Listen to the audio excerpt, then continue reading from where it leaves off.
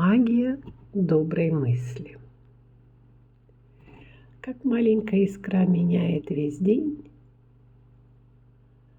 один маленький добрый помысел с утра – это как брошенный в воду камень. Круги от него расходятся на весь день. Мы не можем контролировать погоду или пробки на дороге, но мы можем выбрать свою первую мысль.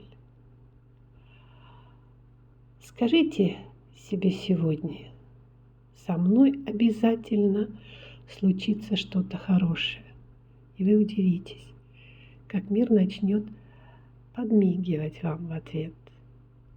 Все начинается с искры внутри нас. Спасибо. Пожалуйста, подписывайтесь, ставьте лайки, комментарии. До следующих встреч.